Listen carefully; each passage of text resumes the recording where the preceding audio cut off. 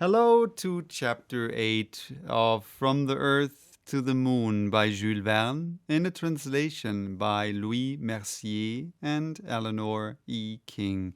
And this chapter is titled The History of the Canon. The resolutions passed at the last meeting produced a great effect out of doors. Timid people took fright at the idea of a shot weighing 20,000 pounds being launched into space. They asked what cannon could ever transmit a sufficient velocity to such a mighty mass.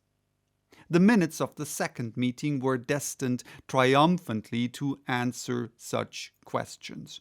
The following evening, the discussion was renewed.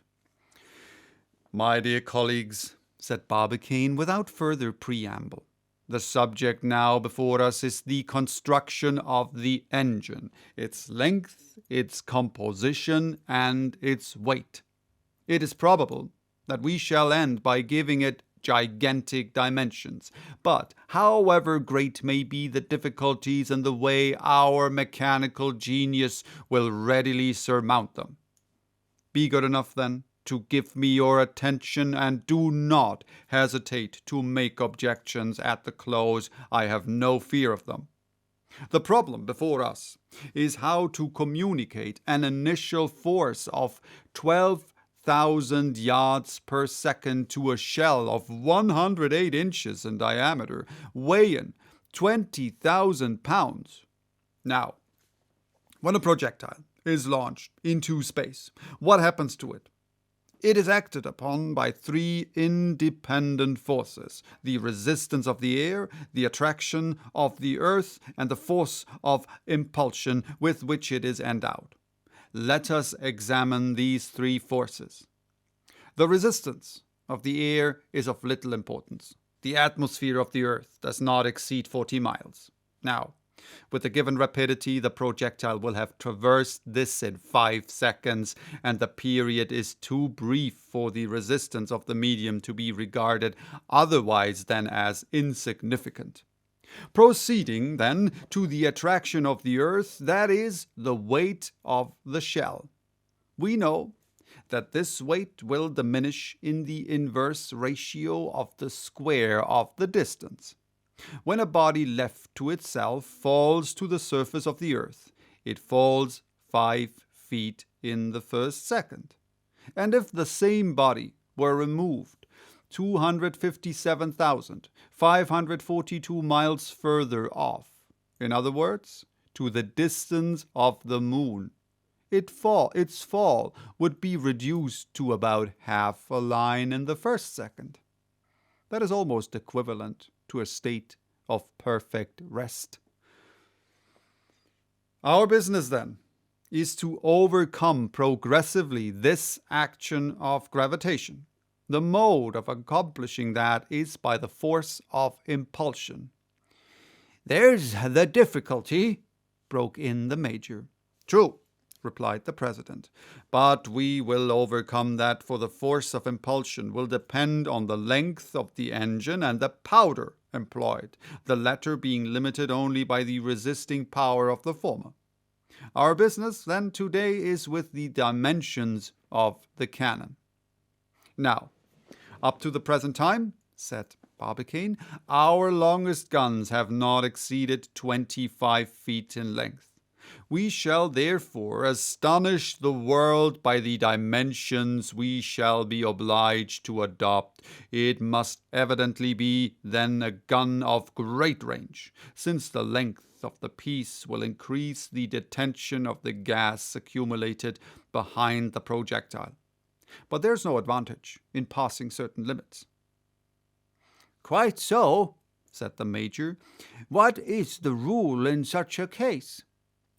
"Ordinarily, the length of a gun is 20 to 25 times the diameter of the shot, and its weight 35 to 240 times that of the shot."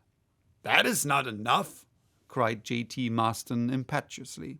I agree with you, my good friend, and in fact, following this proportion for a projectile 9 feet in diameter, weighing 20,000 pounds, the gun would only have a length of 225 feet and a weight of 7,200,000 pounds.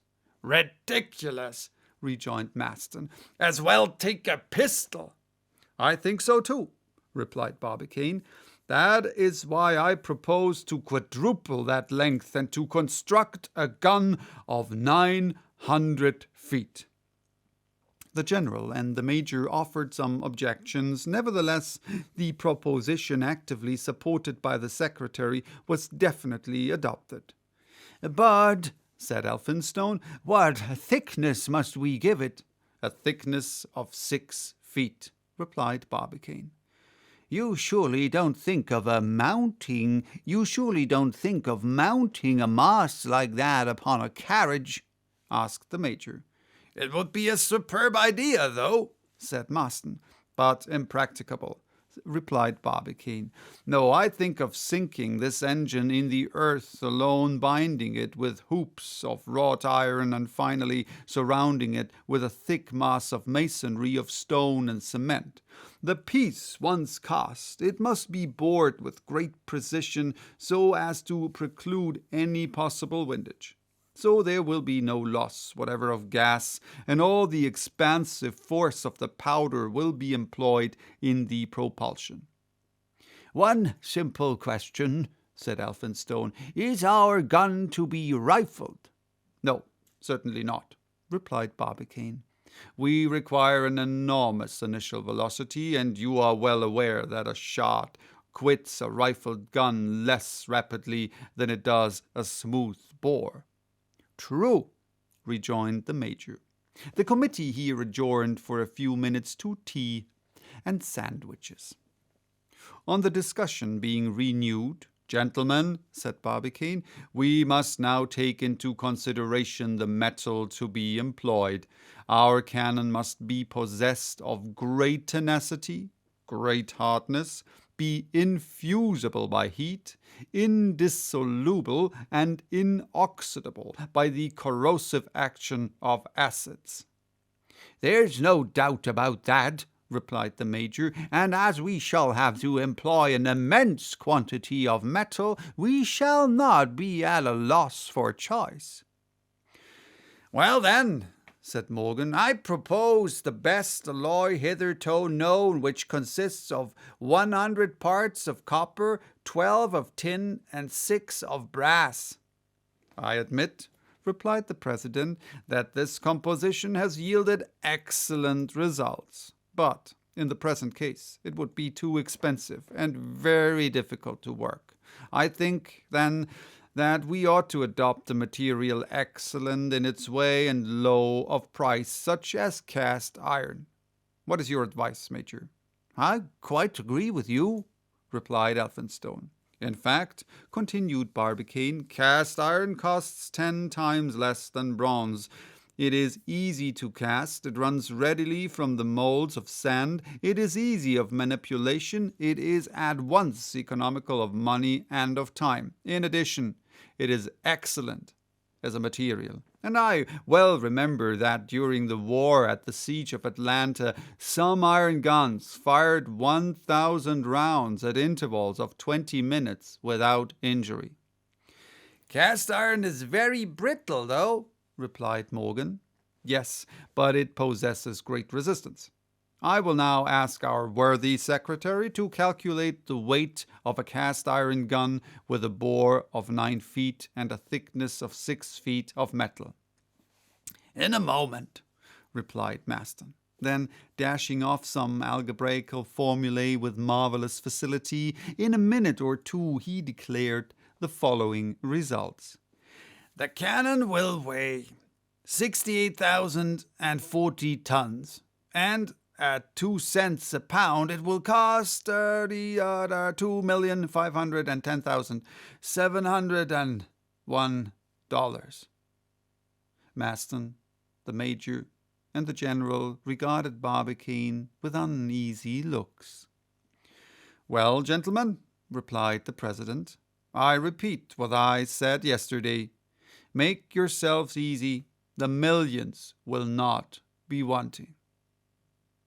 With this assurance of their president, the committee separated after having fixed their third meeting for the following evening.